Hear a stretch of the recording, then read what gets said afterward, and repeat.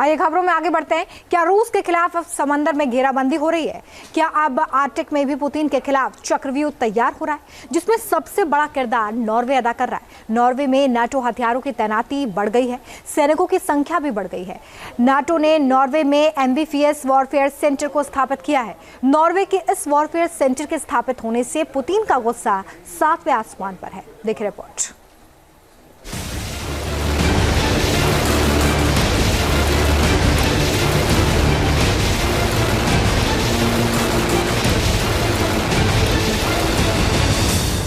क्या आर्कटिक में होने वाली है भीषण जंग?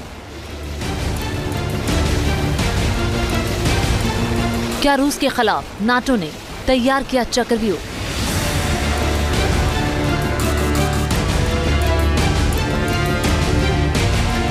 पहले यूक्रेन जंग के जरिए पुतिन को अमेरिका और नाटो मिलकर बैकफुट पर लाना चाहते थे, लेकिन अब एक और मोर्चे के जरिए रूस पर दबाव बनाने की कोशिश की जा रही है।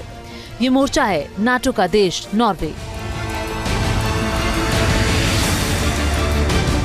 नॉर्वे नाटो का मेंबर है और अब नाटो नॉर्वे में सैनिकों की तैनाती बढ़ा रहा है।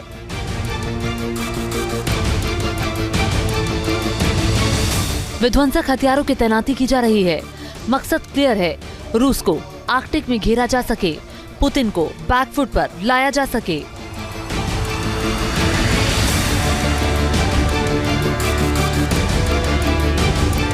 नाटो ने यूक्रेन में एम्फीबियस वॉरफेयर सेंटर को स्थापित किया है। नॉर्वे में इस वॉरफेयर सेंटर के स्थापित होने से पुतिन का गुस्सा 7वें आसमान पर है, क्योंकि रूस के समुद्री रास्ते पर नाटो की नजर है। रूस की आर्कटिक से लेकर उत्तर अटलांटिक तक रूस बेरोक टोक जाता था, लेकिन अब उस पर लगाम लगाने की कोशिश हो रही है।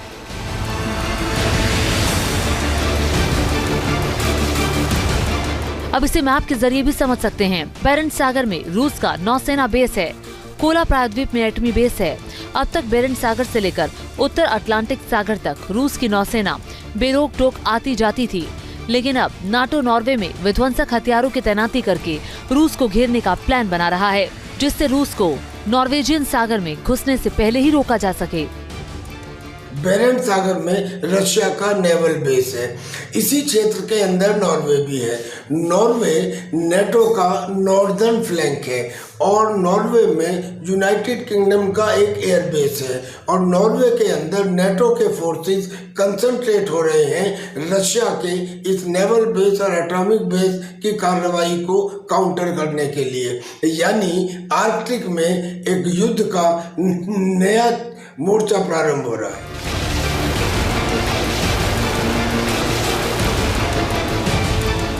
नाटो के इस चक्रव्यूह से पुतिन परेशान है। रूस की टेंशन बढ़ गई है, लिहाजा नाटो के इस एक्शन के बाद रूस ने भी अपनी सेनाओं और न्यूक्लियर फोर्स को एक्टिव कर दिया है।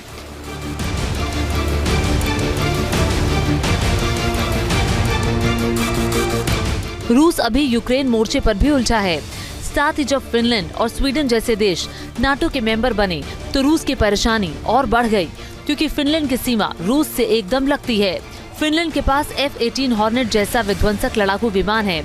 अभी कुछ दिन पहले ही फिनलैंड ने अपने यहाँ नाटो को ड्रोन बेस बनाने का न्योता दिया है।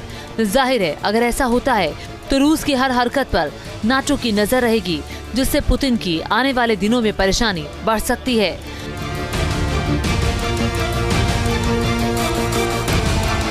मतलब कि एक तरफ से नॉर्वे, स्वीडन और फिनलैंड, ये तीनों देश नाटो के मेंबर हैं। तीनों देशों में नाटो अपना बेस बना सकता है, विध्वंसक हथियार तैनात कर सकता है, जिससे रूस पर दबाव बनाया जा सकता है।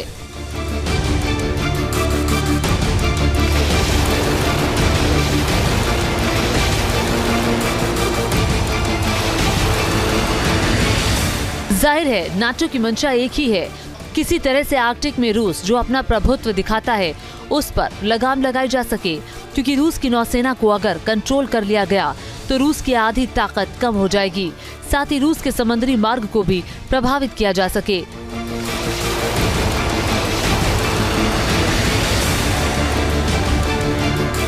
तभी तो रूस अब आर्कटिक और नॉर्वेजियन सागर के बजाय बेरिंग सागर और उत्तरी प्रशांत महासागर वाले रूट पर अपनी निर्भरता बढ़ा रहा है।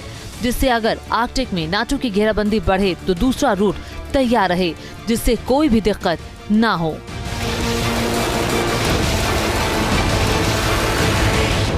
Team news nation.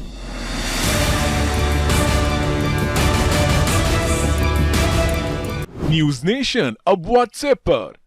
खबरों के ताजा अपडेट के लिए न्यूज नेशन के इस QR कोड को स्कैन करें।